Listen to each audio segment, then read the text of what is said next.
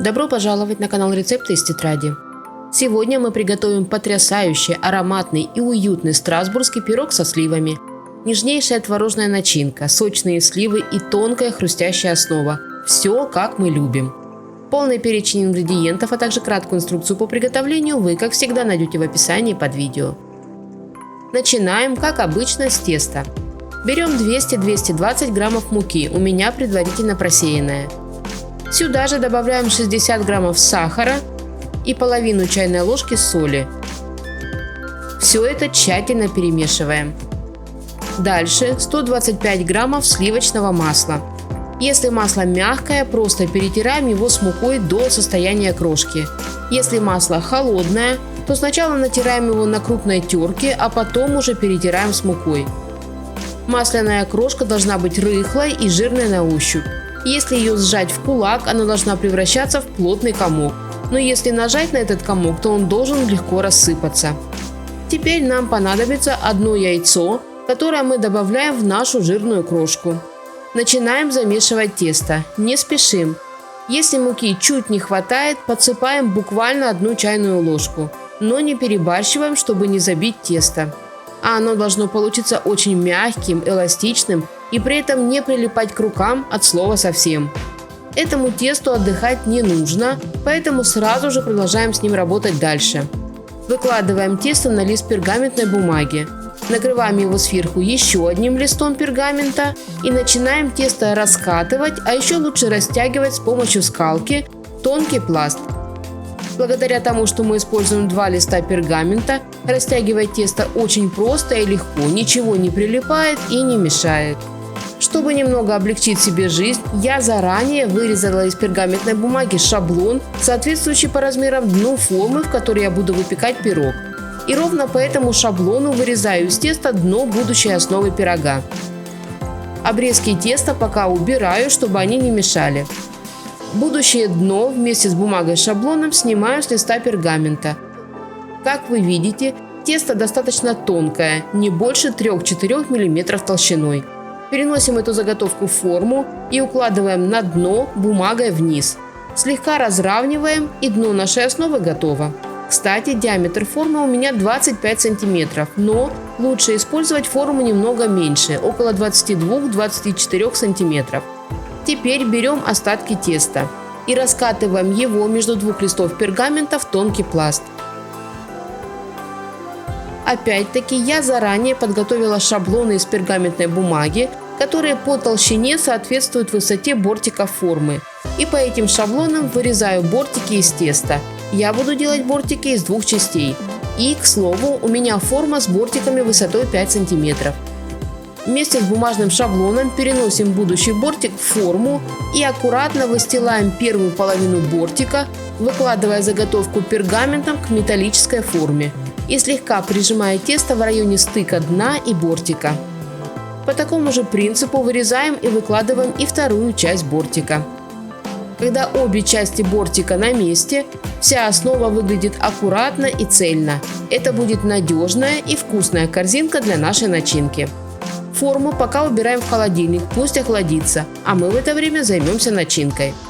И в первую очередь подготовим сливы, которых нам понадобится около 500-600 граммов. Лучше всего выбирать не переспевшие плотные сливы, которые будут хорошо держать форму. На каждой сливе делаем неглубокий, примерно до половины плода, крестообразный надрез, стараясь, чтобы сама слива не распалась. Через этот надрез аккуратно вынимаем косточку. При этом, как вы видите, слива остается почти целой и раскрытой, как цветок. Точно так же обрабатываем остальные сливы. Подготовленные таким образом сливы пока отставляем в сторону и займемся творожной начинкой. Для этого нам понадобится 350 граммов творога, лучше жирного и кремообразного, но подойдет и самый обычный зернистый. В творог добавляем 100 граммов сахара, 50-60 граммов крахмала, у меня кукурузный, по желанию чайную ложку ванильного экстракта или пакетик ванильного сахара и 200 граммов сметаны. С помощью погружного блендера перемешиваем содержимое миски до состояния практически однородной массы. Если хотите добиться максимальной однородности творожной основы и если творог у вас зернистый, то рекомендую предварительно протереть его через сито. Отставляем пока эту миску с творожной основой в сторону и берем 2 яйца, которые разбиваем в отдельную сухую и обезжиренную миску. Кстати, у меня яйца домашние, но по весу они ближе к категории S1. В яйца добавляем четверть чайной ложки соли и с помощью миксера начинаем их взбивать.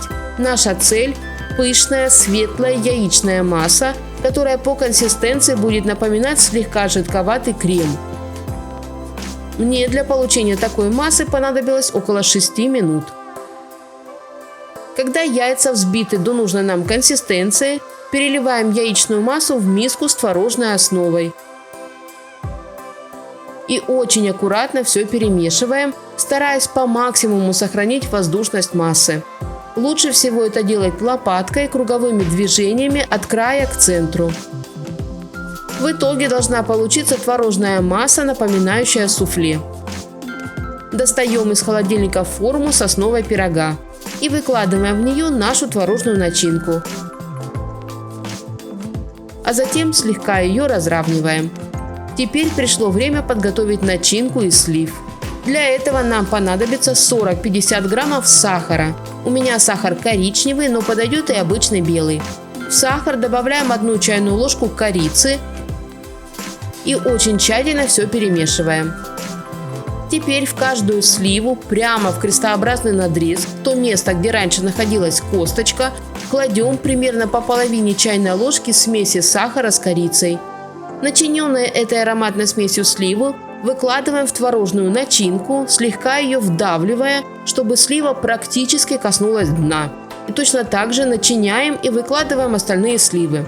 Сливы рекомендую выкладывать достаточно плотно, но не впритык, чтобы между ними оставалось немного свободного пространства с творожной начинкой. Когда все сливы оказались в творожной начинке, отправляем форму с будущим пирогом в уже разогретую до 180 градусов духовку, где наш страсбургский сливовый пирог будет выпекаться на протяжении 40-50 минут. В процессе запекания сливы выделили сок, благодаря чему на поверхности появился очень ароматный сироп, который по мере остывания будет впитываться, делая наш пирог еще более вкусным и ароматным. Творожная же начинка, как вы можете заметить, получается мягкой, но при этом упругой, что говорит о том, что наш пирог хорошо пропекся. Прямо в форме оставляем пирог на столе до полного остывания. За это время он стабилизируется и будет уверенно держать форму. У меня пирог уже остыл, и теперь можно нарезать его на порции. Посмотрите, как нож мягко входит в начинку. Основа хорошо держит форму, а начинка практически не тянется за ножом. Сочные сливы сверху карамелизировались, а внутри остались мягкими, буквально тающими во рту. Творожная начинка получилась легкой, как суфле, и при этом очень насыщенной. А песочная основа, тонкая и хрустящая, прекрасно дополняет сочность и нежность начинки. В разрезе видно все – и тонкий слой песочного теста, и пушистую светлую творожную массу, и румяные ароматные сливы. Перед подачей каждый кусочек пирога можно украсить несколькими листиками мяты, которые добавить немного свежести. Очень рекомендую приготовить этот пирог, который всегда получается нарядным, насыщенным и с прекрасным балансом сладости и кислинки. Это пирог не про ресторанную подачу и изысканность вкусов. Он про домашний уют и аромат сада, про летнее солнце и вечернее чаепитие в кругу семьи. Он про ту простоту, которая чаще всего оказывается самой лучшей. Не забывайте ставить лайки, если вам понравился этот рецепт. И, конечно же, подписывайтесь. У меня в тетрадке еще много вкусных и интересных рецептов, которыми я с радостью поделюсь. Мира всем нам, здоровья и чистого неба над головой. Берегите себя и своих близких. Приятного аппетита! И до новых встреч!